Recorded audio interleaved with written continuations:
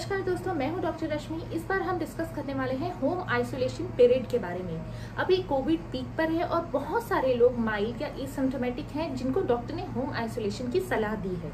तो इसमें मन में बहुत सवाल आता है कि होम आइसोलेशन में हमें अपने आप को कैसे मॉनिटर करना चाहिए, कैसे रहना चाहिए और मोस्ट इम्पॉर्टेंटली होम आइसोलेशन कब खत्म करना चाहिए। हाल फिलहाल में 5 मई को जो MOHFW है यानी कि ministry of health and family welfare है, उन्होंने अपने गाइडलाइंस में कुछ बदलाव किया है। हम बात करेंगे उसी बदलाव के बारे में और आपको डिटेल में समझाएंगे कि आपको होम आइसोलेशन में क्या करना है और क्या नहीं करना है। तो चलिए शुरू करते हैं मेरे साथ। मैं हूं डॉक्टर रश्मि बेबी केयर लाइफ पर।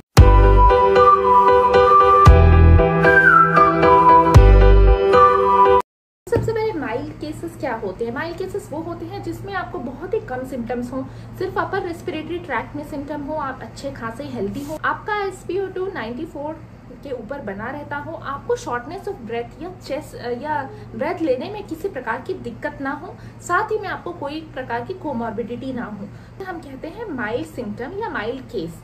आप माइल्ड है, मॉडरेट है या सीवियर है, या आपको आपके डॉक्टर डेजिग्नेट करेंगे कि आपको होम आइसोलेशन की जरूरत है या आपको हॉस्पिटल की जरूरत है। एक बार आपके डॉक्टर ने आपको डेजिग्नेट कर दिया कि आपको होम आइसोलेशन में रहना है, तो आपको क्या क्या सावधानियां रखनी है।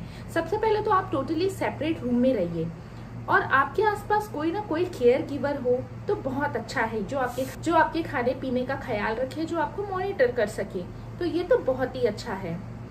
ये जरूरी है कि हर समय आप ट्रिपल लेयर सर्जिकल मास्क लगाए रखें। कपड़े के मास्क होम आइसोलेशन केस में बहुत ज़्यादा इफेक्टिव नहीं होते हैं।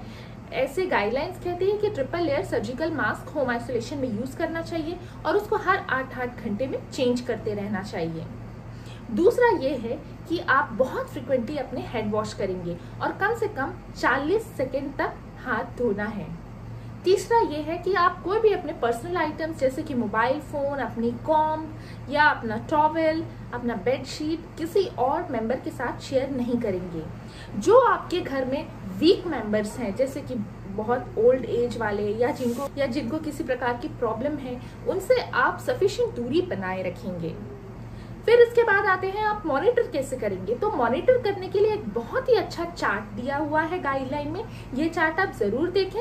आप हर 6-6 घंटे पर अपना टेम्परेचर मेजर करें, अपना SpO2 मेजर करें और ये देखें कि आपको सांस लेने में किसी प्रकार की दिक्कत तो नहीं हो रही है, आपको फीवर तो नहीं है, अगर है तो कितना है। तो ये सारी चीजें आप इस प्रिस्क्राइब फॉर्मेट में नोट करें और उसको डायरी में मेंटेन करके रखें। अब हम आते हैं SpO2 कैसे मेजर करना है। जब भी आप SpO2 मेजर करते हैं तो आप मिडिल फिंगर को यूज करें तो बहुत अच्छा रहेगा। मिडिल फिंगर में प्रॉपरली फिट करें उसको और फिर बटन को ऑन करें। फिर कुछ देर तक आप वेट करें और उसके बाद अपना SpO2 रिकॉर्ड करें।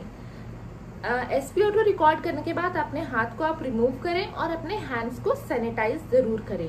तो ये इंपॉर्टेंट चीज है। अगर आपके हाथ में ये लगा हुआ नेल पेंट लगा हुआ है तो SpO2 बराबर नहीं आता है, तो नेल पेंट को आप जरूर रिमूव करें। तो ये बहुत इंपॉर्टेंट बात है।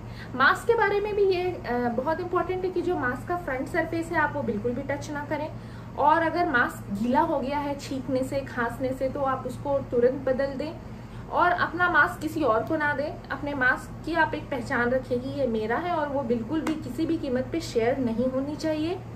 जब आप मास्क को डिस्कार्ड करते हैं तो 1% हाइपोक्लोराइड या ब्लीच सॉल्यूशन में उसको कुछ देर डुबा दें और उसके बाद ही उसको डिस्कार्ड करें। ऐसे के ऐसे डिस्कार्ड ना करें। और केयर गिवर के लिए है, जो मतलब आपका ख्याल रख रहा है, आपको खाना वगैरह दे रहा है, वो हमेशा मास्क पहने होना चाहिए। और जब वो आपको छूता है या आपकी चीज़ों को छूता है तो डिस्पोजेबल ग्लव्स का उसको यूज़ करना चाहिए। तो अगर आप ये सावधानियां यूज़ करेंगे तो अपने घर वालों को आप कोविड इन्फेक्शन देने से बच सकते हैं। अब मैं आपको बताना चाहती हूँ कि आपको कब डॉक्टर से इमीडिएटली मिलना है। अगर आपको सांस लेने में अचानक से दिक्कत हो जा रही है, अगर आपका फीवर बिल्कुल भी नहीं उतर रहा है, 5 से 7 दिन तक फीवर रहता है आपको, और आपका SpO2 जो है वो 94 के नीचे कभी भी जाता है, तो ये सारी जो कंडीशंस है, या आपको कोई ऐसे सिम्टम, कुछ अलग तरीके की सिम्टम डेवलप हो जाती है, तो आपको अपने डॉक्टर से कंसल्ट जरूर कर लेना चाहिए। अब मैं आपको ये बताना चाहती हूँ कि आप होम आइसोलेशन कब खत्म करें। तो पहले ये कहा गया था कि होम आइसोलेशन हमें एटलीस्ट 14 डेज तक रखना होता है, लेकिन अभी जो देखा गया है कि जब 10 दिन हो जाते हैं तो दूसरे को इन्फेक्शन देने के चांसेस बहुत कम हो जाते हैं।